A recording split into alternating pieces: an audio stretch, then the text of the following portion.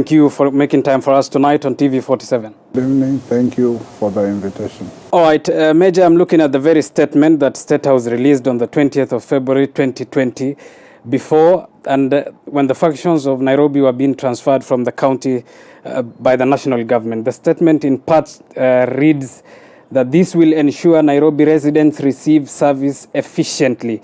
The move comes as a breakthrough in the running of the county services that had ground to a halt. End of quote. Looking back 1 year, close to 1 year in office now, what in your view will you say is that Nairobi residents are receiving what the president then termed as efficient services? Remember that our mission is to provide efficient, reliable, safe, integrated system and services for socio-economic development within the Nairobi metropolis. Our motto then goes automatically where efficiency meets effectiveness. So we started day one by engaging the work that we are given, and it's mainly on the 4 transferred functions, which are transport and public services, health, environment, energy, water and sanitation, land physical planning, and housing and development. So within these 4 transferred functions, we started day one on environment by ensuring that the garbage collection, which had become a menace in this metropolis, is now done efficiently. So within the first day, we were commissioned on 18th of March 2020. We immediately engaged National Youth Services and started picking up the garbage from major markets within Nairobi. And Major, let me interject you at that point. We will come to the specific functions and what the Nairobi Metropolitan Service has done. And true to your word, you came to office on the 18th of March 2020, the day you were sworn in. You were at Muthurwa as well. We'll come to that. But as you are taking the oath of office, the president as well said, and I quote, "As I commission the Nairobi Metropolitan Services here today, I will task them firstly to bring an end to corruption, dismantle cartels that have hindered the development of this county." He said, "I know it is a tall order." Has it been a tall order in the last 1 year? Yes, it's a tall order because when you talk about cartels, they are human beings like you and me, yet they are invisible. They operate under the auspices that the institutional framework that is in place, they either bypass it or don't follow it. It is our own officers that encourage, either due to advantage of kickbacks or breaking the law, that encourage cartels to operate. When you say our own officers, you mean officers who are part of the government? Yes, county government, because cartels cannot operate if they don't have insiders. In order to win tenders, to do certain procurement services, these people actually bypass certain laws, do not follow procurement laws as laid down by the law. So you find efficiency disappears. Where somebody is supposed to collect, for example, garbage in specific areas, he does it partially, yet he's paid full. Where there is supposed to be water delivered, people bypass this water, create their own openings, siphon this water of Nairobi and go and sell it. So once you have institutions where inspectors go around checking the piping, where inspectors ensure that water bypasses through all the pipes to different estates, you form cartels. All right. I remember the former mayors of this great city talking about cartels. The now former governor also decried of cartels. You're talking of cartels, which begs the question how deeply connected these individuals are. They may be politically connected within the county politicians, or they may use money to influence whoever officer they want.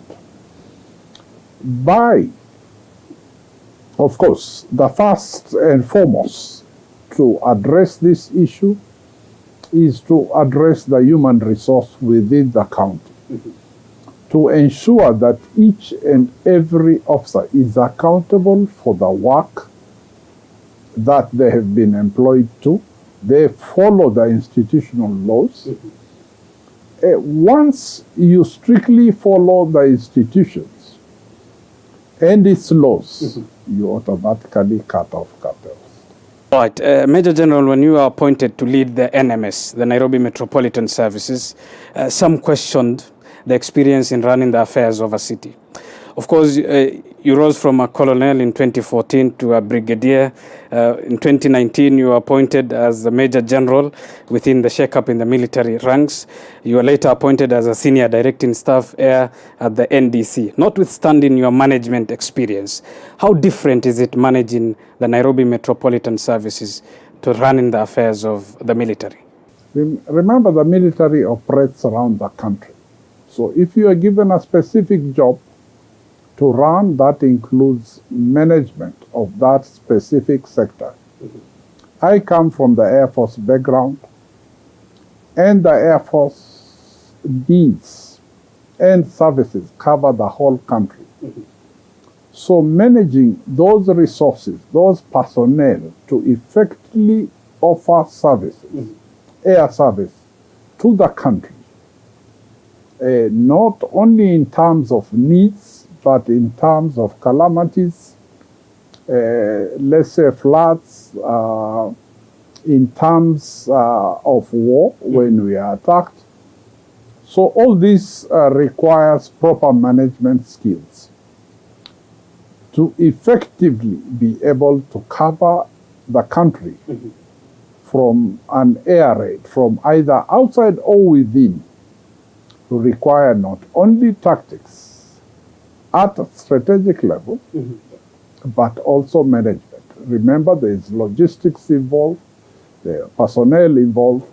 So again, management, whether it's in the military or here outside, is the same. I would say it's tighter within the organization military, because you don't talk about one county, but you cover the country. Right, you talk of strategy, you talk of tactics. You now lead what many will argue is a very influential sector on its own, the Nairobi Metropolitan Services. Inside Nairobi, at a time when you were coming to office, there was a heated political debate in the county as well. Has that politics affected you? Well, my duty was first to steer off politics.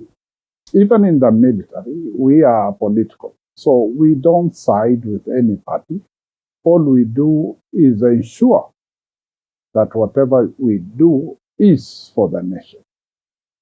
So keeping that aside, when I came in, I concentrated mainly on the transferred functions that were transferred to me, focused on what to deliver, what have been the gaps, how to counter them, to ensure efficient service delivery.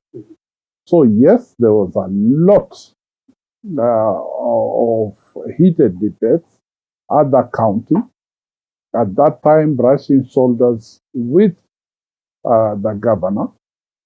But mine was to cooperate with the county to ensure that service delivery is done. Yes, there were a bit of hurdles, but once I started, and most of the politicians want service delivery within their ward. So every MCA would be delighted if I could offer those services without being biased of which party somebody came from. Mine was to deliver that service. And I think all of them, regardless of which party they came for, appreciated the works on ground. You say there was a heated debate back then, which seems as though there is a change in as far as that heated debate is concerned? Yes, the change came in later, but mainly it was because the transferred functions ate up most of the budget of the county. So they thought, or they think, their elected leaders, they deserve to control all the budgets. And that's where the dispute came in. Otherwise, as far as service delivery is concerned, there was no dispute. The Nairobi governor was impeached by the county MCAs. But understanding that this is Nairobi, did you have a hand or a say in how that was conducted? No, as I said, I'm apolitical. Mine was to concentrate on the functions that I was given. If I had to be biased, then I'll be pulled on one side, focusing on a certain party, unable to convince the people or the majority of the MCAs to do that impeachment. I did not have that time to do it. And remember, the work on hand was a lot. The only way I cooperated with the county assembly was because there were several cases against NMS, either by activists or sponsored by politicians against NMS. So I had to get the cooperation of the county assembly to ensure that we had the same goal, and that was service delivery. But as far as politics of the assembly, I don't interfere. All right, before NMS, there was the Nairobi Regeneration Program, which came into effect in 2017, November, which was to deliver services jointly with the Nairobi County government, not with the with the rather national government. How that did not happen, which begs the question, how different is NMS to the Nairobi Regeneration Program that some say failed? The Nairobi Regeneration Program started off with 4 CSs. I think there was CS Tourism, CS Transport, CS Health, CS Environment, all combined to ensure that some of these services were able to run effectively in conjunction with the county government, then the governor and his cabinet, to ensure service delivery. Unfortunately, a lot of it played politics. There was naming, and accusation between then Nairobi Regeneration and the former governor. So yes, there was a lot of political interference, threats, and so forth.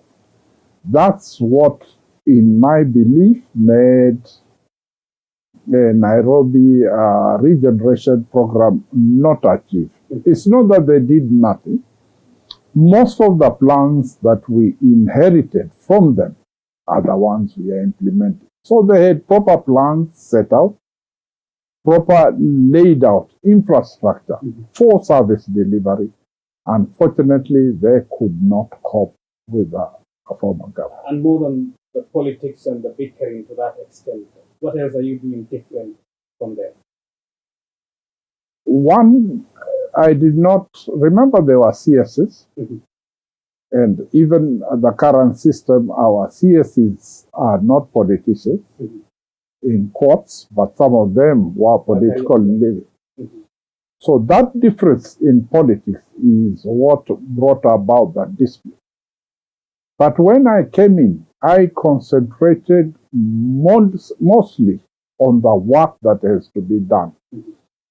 We only got on with the county where certain laws had to be passed or certain approvals had to be passed by the assembly. That's when I went in to talk so that they could help in those areas. Sometimes, yes, I faced resistance from the governor because he did want certain changes to take place. In some areas, he cooperated and we did well. But that aside, I still focus on my goal, and that is service delivery. Major, in a media interview, you said, and I quote, that you want to make Nairobi a green, modern city of choice. Observably, it's not as of now, and I could be biased in saying so. What will it need to make Nairobi a modern city of choice? First and foremost, to be green is to have efficient spaces that are reserved for greenery, that are recreational places where people can go and rest. Most of these places were grass. And that's why you saw when we came in, we have started reclaiming some of those lands. We started with Michuki Park, where it used to be a place where Chokora used to go and sleep. The Nairobi River was so polluted that it was more or less like open sewer. So we started by clamping down all those people, either estates or factories, that discharge effluent into Nairobi River, arrested some of them, took them to court, blocked all the areas where sewage used to flow into Nairobi River. And now if you walk at Michuki Park, it's a river that you can actually see fish and other habitation like birds that swim around the river. That already tells you that river has got back to life. It was not an easy task. It had to go on a whole of government approach. Of course, we had to work with Ministry of Environment. We had to get several other organizations or a multi-agency approach, including NGOs who sponsored to have all that done. We have reclaimed Michuki Park, returned it back, and is now operating under Kenya Forest Services and is free for an inch. Major, you talk of sewerage. There are those who, and this is a cliche I'm sure you must have heard, say that Nairobi's sewerage is often away from one heavy rain. Your response to that? Yes, the infrastructure of Nairobi sewerage has not been either upgraded or repaired for decades. It requires a lot. It's extremely expensive. In some areas, there is no sewage at all. For example, if you walk in any of the slums, there's hardly any sewage connection. We are doing our level best.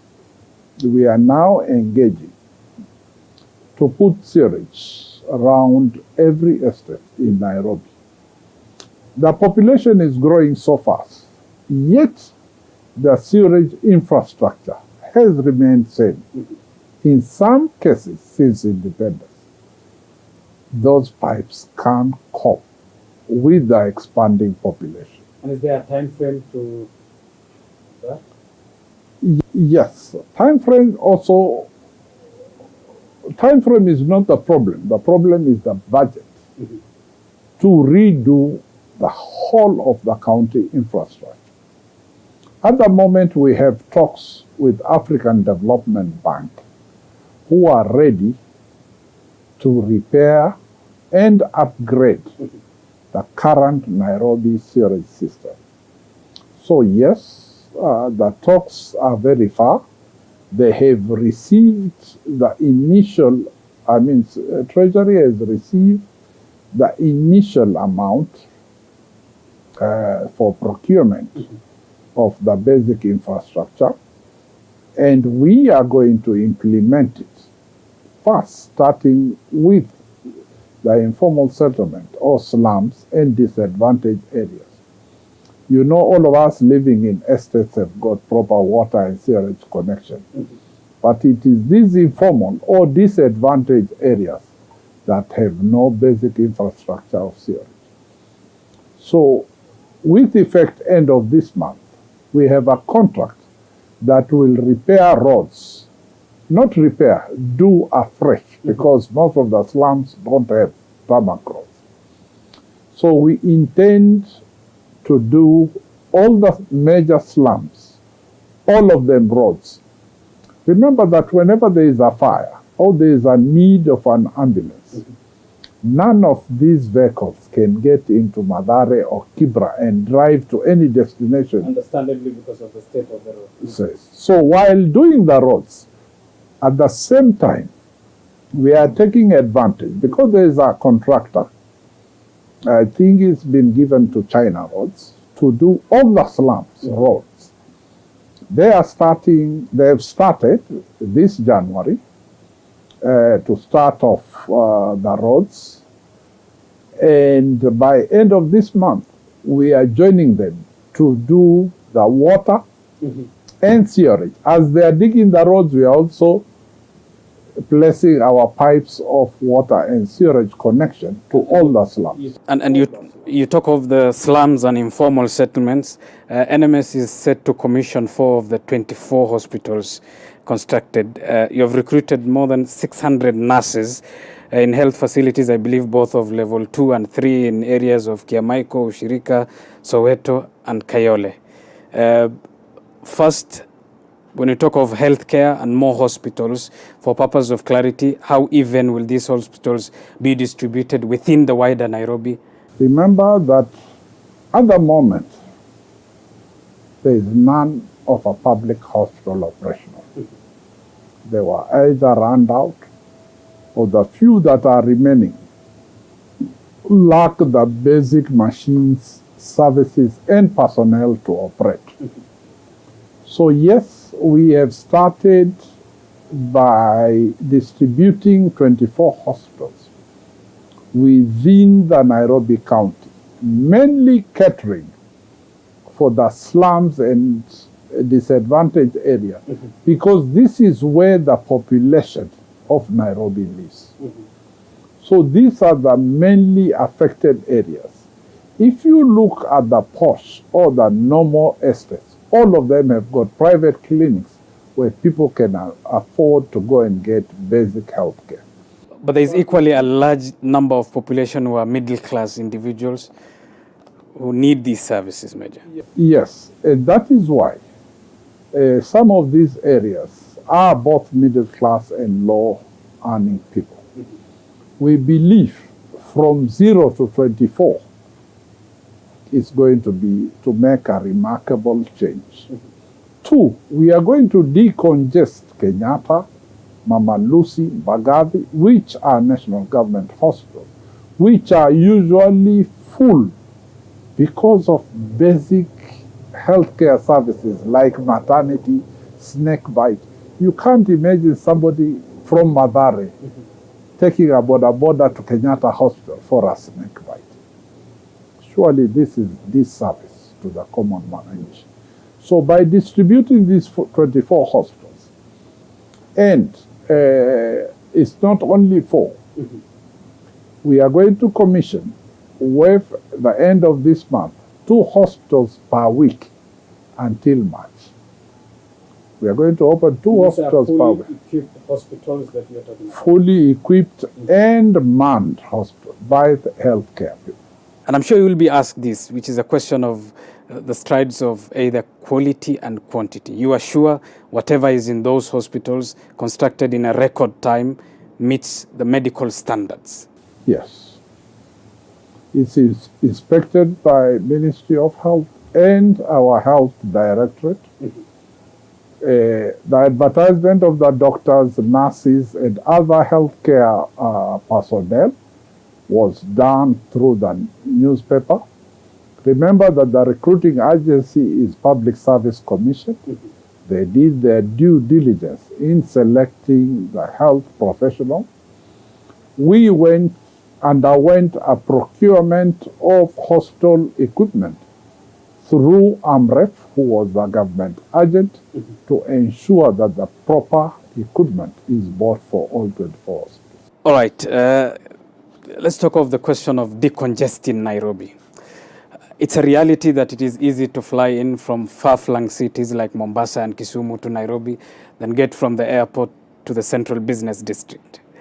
Am I wrong to suppose that you do not want matatus within Nairobi? We are not doing away with matatus. Remember, matatus come from different destinations, and they will operate the same routes.